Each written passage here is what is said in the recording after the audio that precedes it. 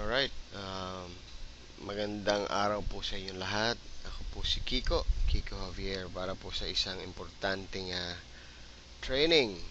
Paano po ba mag-encash o paano kukuha ng komisyon or paano mag-withdraw? Yan ang mga tanong po natin. Ano?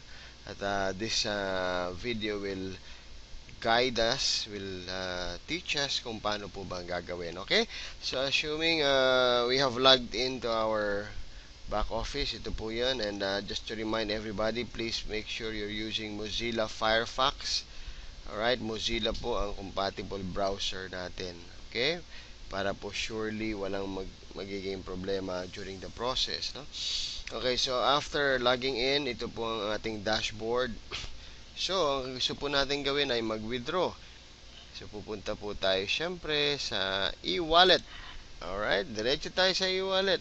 Tingnan natin. Okay, so sa makikita nyo po sa account ko, I have $110. Okay, payout request po tayo. Okay, withdraw natin $50. Let's say may bibilin ako, mag-shopping ako. Okay, and then click submit. Wow! Alright, kung makikita nyo po, ayaw nyo tanggapin, ano? Sabi niya, complete your payout details using edit profile. Meron pala akong di nagawa. Okay, make sure po, pag mag-withdraw kayo, please, lagyan po ng laman yung payout details. Alright? Kasi hindi po alam ng system at ng ating finance team saan nila ipapadala. Alright? So, ito po. Lalagyan natin ngayon ng laman yan. Lagyan po natin ng Western Union. Alright? Tapos na po ba? Nako, hindi pa ho. Alright? Kasi ang babasahin lang po kasi ng ating system at yan ang ibinabatong report sa ating finance is itong box na to, payout details. Hindi po niya binabasa yung address, hindi niya pinupuntahan yung email. No? So, ito lang po. So, once i-click po natin yan, alright, at mag-request tayo ng payout, ang lalabas lang po sa record ng ating finance is mayroong request si Francis Hermes Xavier ipadala daw sa Western Union. Alright, so unfortunately, ganun pa ho yung inaayos na system natin. So, we just have to maximize, no?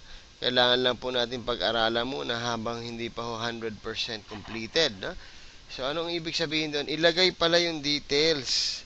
Alright, hindi ho pwedeng Western Union lang. Or, for example, ayan, PayPal. Okay, again, ulitin ko, hindi po binabasa yung mga ibang boxes niyan. So, once we requested the amount, lalabas po sa finance, Francis Hermes Xavier is requesting $50, send it to PayPal. Alright, so, oops. Anong account? Anong email address? Kung makikita nyo, nakasulat talaga dyan yung email address. Pero hindi po kasi yan nababasa for now, no? Don't worry, inaayos pa ho yan. As IT has advice naman po, ongoing yung development ng ating version 2. Okay, so for now ho, let's bear with it. Meaning PayPal, ilagay po talaga dyan yung address, yung email address. Kasi sa PayPal or sa Payza, email po ang ginagamit, di ba? Yan. So kailangan po i-kompleto. Then tsaka i-save, no? Kung LBC, ganun din po. Okay? So make sure lang po kompleto. Yung name, wag niyo nang alalahanin yung name kasi yung name naman, ayan, binabasa yan. Kumbaga kasama yan sa if forward sa finance. Ang if forward po sa finance, out of all those boxes, ay dalawa. Full name, payout detail. Yun lang po. So, pag walang laman yung payout detail mo, except Western Union, believe me, hindi po ipoprocess yan ng finance kasi hindi nila alam kung saan yan ipapadala. So, nade-delay. Alright? At wala pa rin po yung ating, hindi pa rin ready yung system natin ng auto-emailer o auto-responder na kung saan once i-cancel lang admin yung request, immediately you will receive an advice na kung ano yung kulang, bakit kinancel. at nire-reverse po yun immediately. Binabalik yung pera mo sa wallet mo.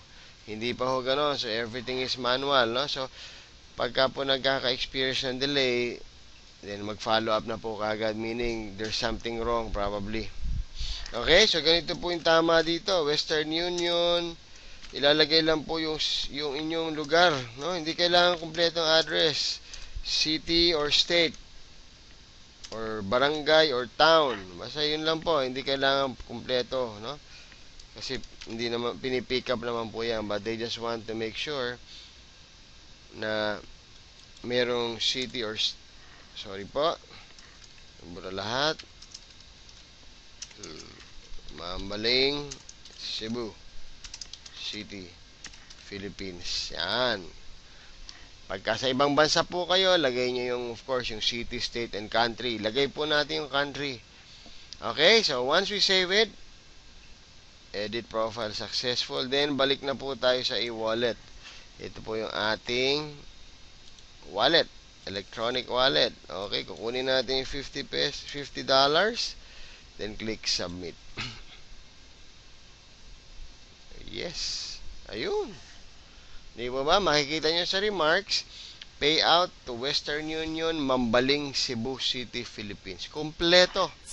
Alright, kung kayo po ay nakapaggawa na ng mga request at parang nafe-feel nyo, bakit ang tagal, pakibalikan po yung inyong e-wallet at silipin nyo po yung remarks. Pag wala po yung detail dyan sa remarks na yan, ibig sabihin hindi alam ng admin or ng finance saan nila ipapadala. Alright? Dahil dyan lang po ang nasasubmit sa kanila, magkakaibang departamento po kasi yung SWA, no? So, napapadala sa kanila, payout to Western Union. O, saan? Walang lugar. Payout to LBC. Alright, meron po mga iba, nakalagay, payout to GCash. O, walang number. Okay? Ano pa? Meron pong iba, payout to, meron nga po, email address lang. So, sa ano yun? PayPal or Payza. Alright. Meron payout to dollars. Okay. What do you mean? Okay. So, yun po. So, for us to efficiently withdraw our money at hindi po tayo mainip, bakit pagkatagal-tagal, make sure po, kompleto ang isinulat sa payout details. Kaya nga po may salitang details, meaning detalye. Alright, so I hope I was able to enlighten everybody. Habang inaayos po yung system natin, please, medyo magtulungan lang po muna tayo. Intindihan lang po muna. The system is still ongoing renovation. Okay? Ini-improve pa ho. And, but the good news is, kahit ongoing renovation, we have those dollars already coming in. Okay? God bless everyone. Until the next video orientation. Bye-bye.